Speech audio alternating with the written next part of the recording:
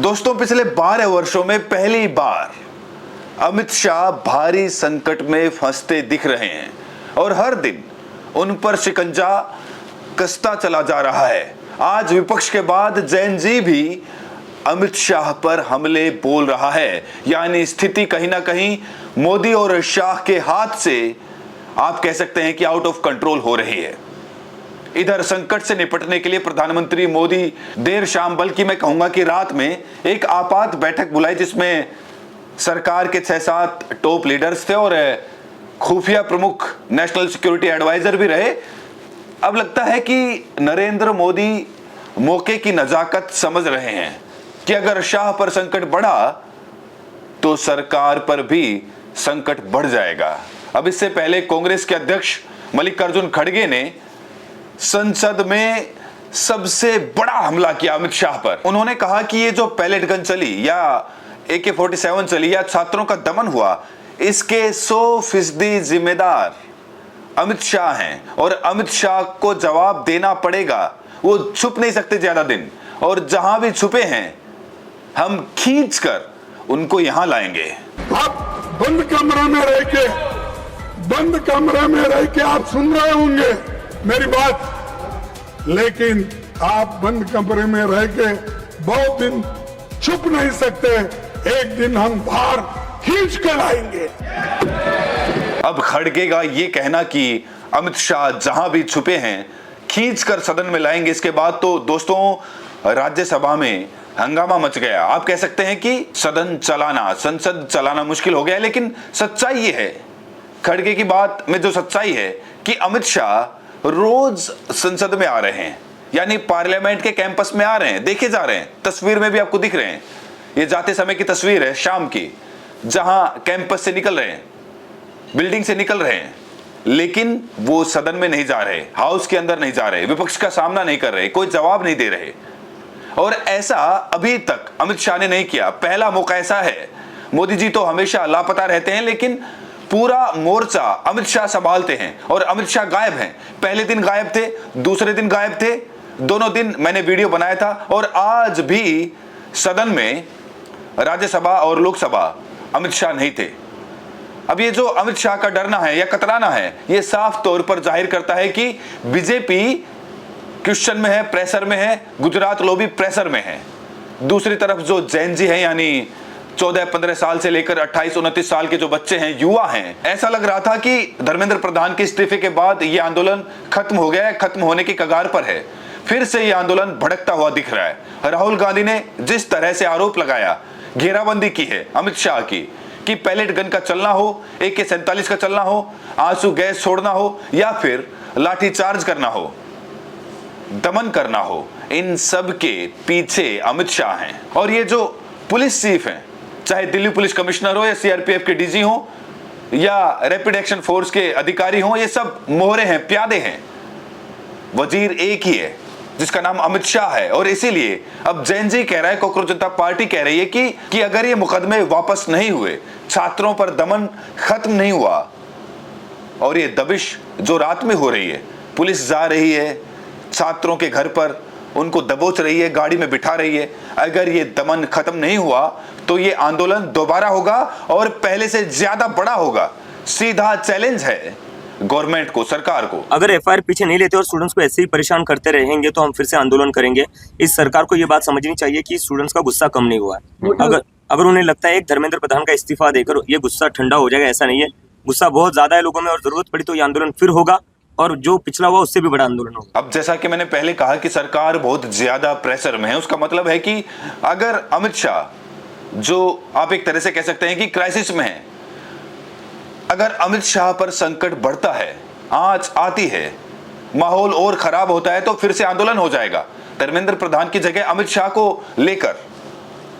तो सरकार भीतर से ना सिर्फ हिलेगी, सरकार डगमगा के जा भी सकती है, क्योंकि अमित शाह एक तरह से आप कह सकते हैं कि मोदी के मेन मंत्री हैं, गृह मंत्री हैं। और इसीलिए आज दोपहर में संसद में बैठक होती रही, JP नड्डा थे और कई मंत्री थे, उसमें नरेंद्र मोदी से इनकी बातचीत अमित शाह की होती रही।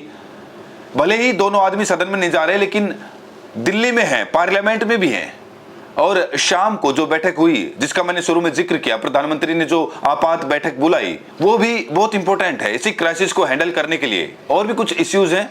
rediff.com लिखता है, rediffnews.com, top ministers and NS Ajit Doval held a high level meeting at PMO to discuss crucial national matters.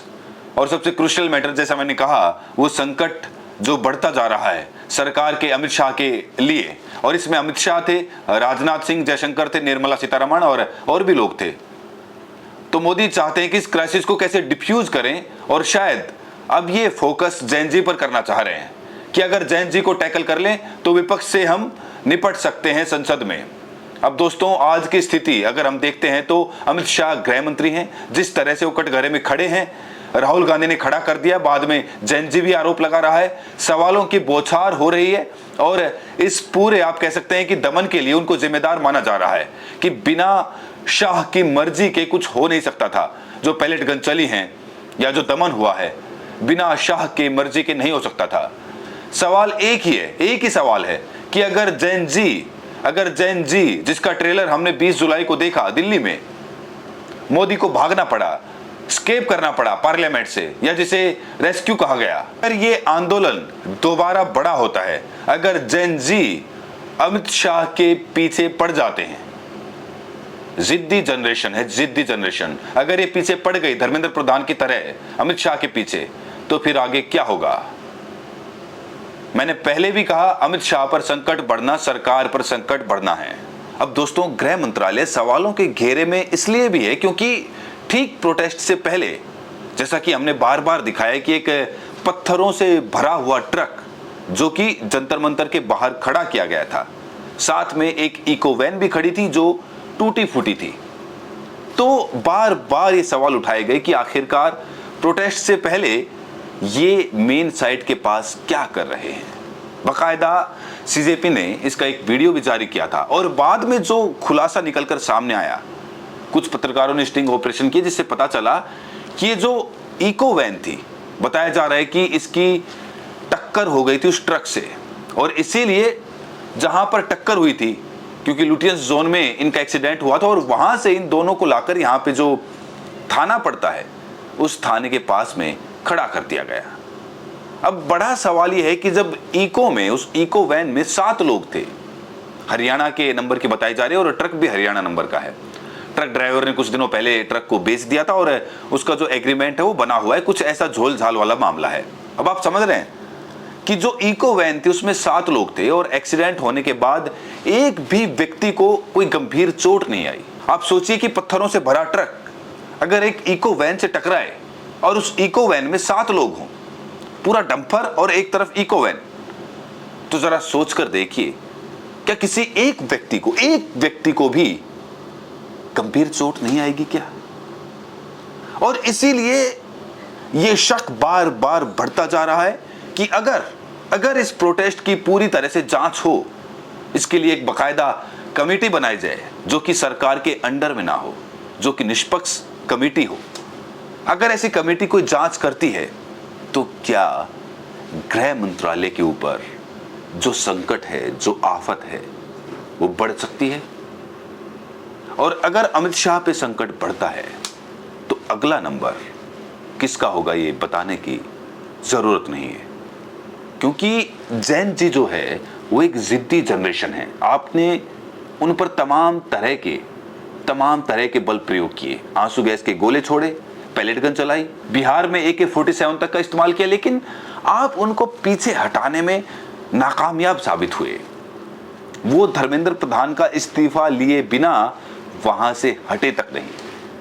तो उनकी ताकत का अंदाजा कहीं ना कहीं सरकार को भी है कि अगर हम दोबारा इनसे उलझेंगे तो इस बार फिर से, जी हां, फिर से हमें मुंह की खानी पड़ेगी। इसीलिए चाहकर भी जैन जी के साथ सरकार कुछ नहीं कर पा रही है, उन्हें बार बार पीछे हटना पड़ रहा है। अब देखिए, पहले जैन जी ने अपनी मांग रखी थी कि किसी भी स्टूडेंट पर FIR नहीं होनी चाहिए, झूठे मुकदमे नहीं दर्ज होने चाहिए, लेकिन शुरुआत में सरकार उनकी धरपकड़ कर रही थी। लेकिन अब जी हां, सरकार की तरफ से सभी राज्यों को ये नोटिस भेज दिया गया है कि जो आंदोलन में थे, जो स्टूडेंट आंदोलन कर रहे थे, उनके ऊपर किसी भी तरह की कार्रवाई नहीं की जाएगी। आपको पता है कि सुप्रीम कोर्ट की तरफ से भी एक डिसीजन आया था, एक बयान आया था कि जिन लोगों पर एफआईआर पहले से दर्ज है उनके खिलाफ कार्रवाई की जाए और जिनके ऊपर एफआईआर पहले से दर्ज नहीं है उनको कुछ ना किया जाए। लेकिन इस पर भी सौरभ दास ने अपनी आपत्ति जताई और उन्होंने कहा कि हमें कोई इफ एंड बट नहीं चाहिए, किंतु परंतु शायद यदि इन शब्दों के बिना हमारी शर्त सरकार माने तब हम पीछे हटेंगे, वरना तो प्रोटेस्ट दोबारा से शुरू हो सकता है। और सरकार को उनकी ये शर्त माननी पड़ी। दोस्तों, कहीं ना कहीं सरकार भी जैन जी की ताकत को समझ रही है, लेकिन सरकार के सामने सबसे बड़ी दुविधा यह है कि एक तरफ जैन जी उसको घेरे हुए है और दूसरी तरफ विपक्ष उसको लगातार कटघरे में खड़ा कर रहा है। और इन दोनों परिस्थितियों के बीच गृह मंत्री अमित शाह संसद से लगातार गायब रहते हैं। संसद में आते तो हैं लेकिन हाउस में नहीं जाते, जहां पे बहस चलती है, जहां पे जवाबदेही तय होती है। और यही दिखाता है कि कहीं ना कहीं सरकार पूरी तरह से घुटनों के बल आ चुकी है और फ्रेंड्स करने के अलावा शायद उनके पास कोई ठोस तरीका नहीं है कि जैन जी से कैसे सुलझा जाए, उनको कैसे अपने साथ जोड़ा जाए। और ये स्थिति आने वाले समय में क्या और ज्यादा गंभीर होती है या फिर इसका भी रास्ता सरकार निकाल पाएगी। दोस्तों, अपनी राय, अपनी प्रतिक्रिया कमेंट सेक्शन में जरूर दें और साथ में ये भी बताएं कि आप ये वीडियो देश के किस कोने से देख रहे हैं। बहुत बहुत शुक्रिया, बहुत बहुत धन्यवाद।